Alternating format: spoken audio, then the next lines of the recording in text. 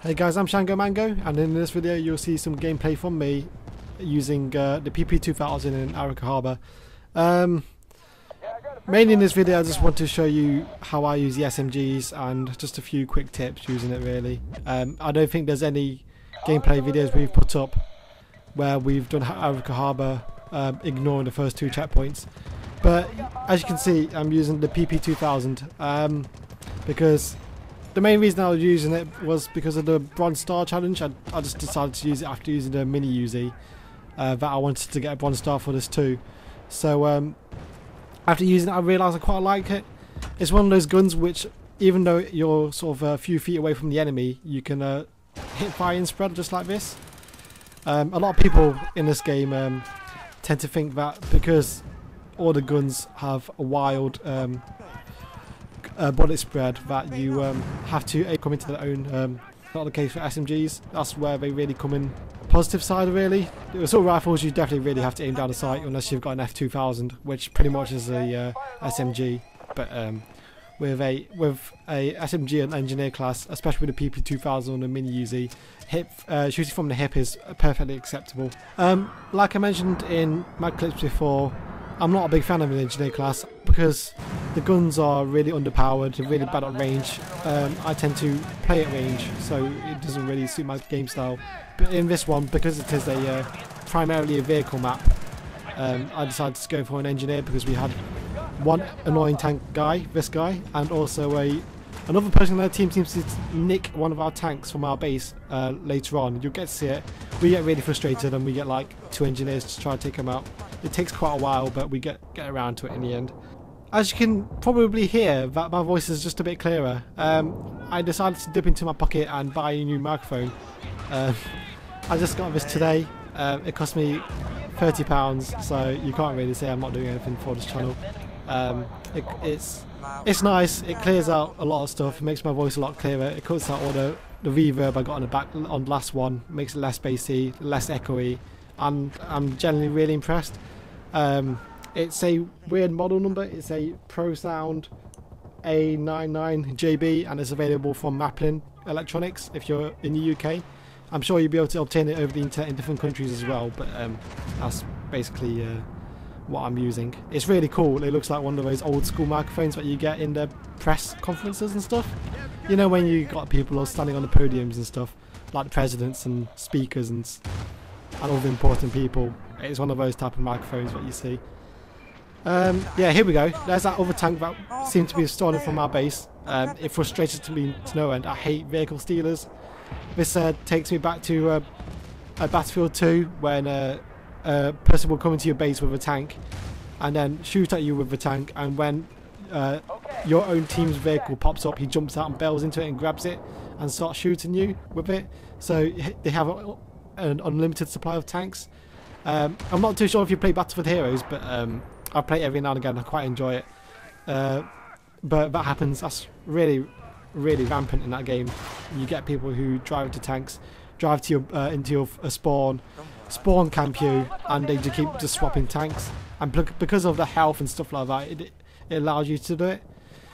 Here you can see us getting a bit pissed off. We've got a few people shooting at it with tanks now. I think we got 2 engineers shooting at it, but I had to take out the guy, the engineer, the driver, before we could do it because they keep bailing out and shooting. But okay, back to the gameplay. The Arica Harbour map. I think at the start of the map I don't really enjoy the vehicle part at the start. It's good on defence because it's pretty exciting coming across loads of tanks, but what it boils down to is snipers. I hate the rocks at the start of the map. That's why I mainly cut it out, because it was mainly just hiding behind tanks to make sure you weren't sniped or hoping you weren't going to get mortared, because people, what I've noticed is sometimes people would play the first part of the map and they sort of disconnect after the start, after they don't win, because it's the perfect sniping map because it has such long view ranges at the start, but then becomes a city map, and it just yeah, I as I said before in my last week's video, I'm more of an infantry gameplay guy, and that's what I enjoy. So you see here SMGs as well. If you've got a good control burst rate, it's good for medium range. I wouldn't recommend it for any range further than that. This is the quick tip for you. And I don't know why I'm using an ACOG. I think I chose to use the 4x zoom because it looked ridiculous. I thought it looked funny. It's a tiny gun, it's got this huge bloody scope on it. And yeah. Also, this map is one of the few maps which has multiple bomb sites where you have to blow up an access to it. In the city part we were just in, there's one way to blow up the garage door so you can access it. And in this one, after this bus one, there's a little train cart you have to blow up. I think there's 2 which are like that in this map. And then I think there's one later on as well. Another train cart on the second to last bomb site thing, but the last 2 bomb sites are on the construction site. But you'll see that later. What also annoys me in this game, I forgot to mention it in last week's video. I sort of forgot to mention it, so I'll recover on this video. But I said last week that 2 things annoy me in this game, and I just mentioned the M60, but the other thing is the noob tube. A lot of people say that it's not bad because it's a more difficult to use in this game than it is in Call of Duty. It is, but it still doesn't make it less frustrating when you die by it, because you spend all this time shooting guns and stuff like that, and making sure you making every hit count, and then some guy pulls out a grenade launcher and takes you out. I use it myself, I'm not going to deny it, but the main reason I use it is to shoot holes into walls so I can shoot into buildings. And if I happen to catch someone like that, then, you know, props to that, but I don't really enjoy it that much. But here, I like this part of the map, walking over the bridge. I think this would be a really good standoff point if the team managed to push the wave back up here. The problem is with this map is that because there's so much distance between the 2 points, is that when people die, as in the defending team, they spawn back at those catch points and they don't make any effort to re-secure positions. This is a really big choke point which they could use. They got like a couple of MGs, high ground on the right side, and also like train carts and boxes to hide behind. But no one really makes use of that.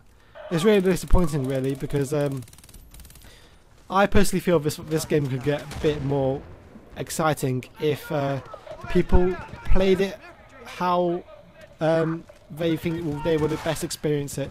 At the moment, because there's the M60, there's the M1911, there's the noob tubes, and there's the KRG, people are using the overpowered weapons and playing it to take the easy route out.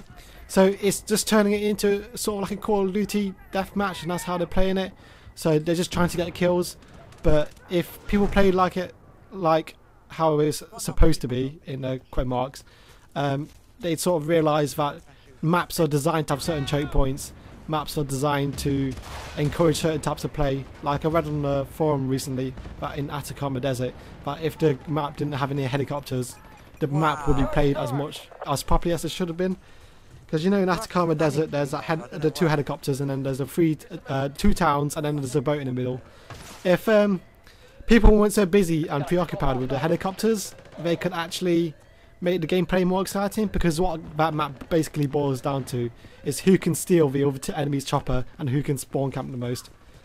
And reading through that post basically said to me that if people didn't have the helicopter and people use the tanks and using a massive distance between the 2 bomb sites, like A, B, or B between C, that it become exciting vehicle gameplay, and that's what this game is missing.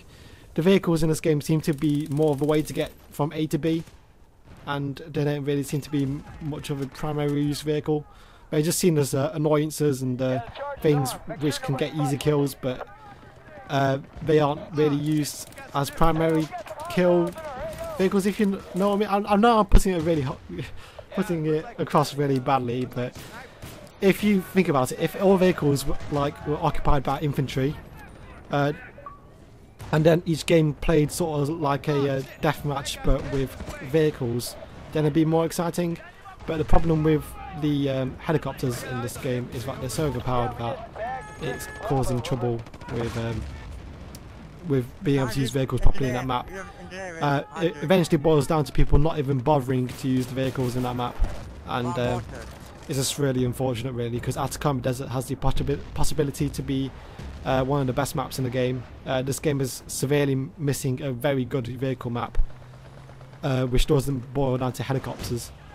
So hopefully EA or DICE release another map which promotes vehicle use instead of making it more of a cheap way to get kills. But I'm gonna cut the video off a bit early. I think we basically get A and B. It's not that exciting because they don't really defend it that well. But yeah, there we go. Thank you for listening. Please rate, comment and subscribe.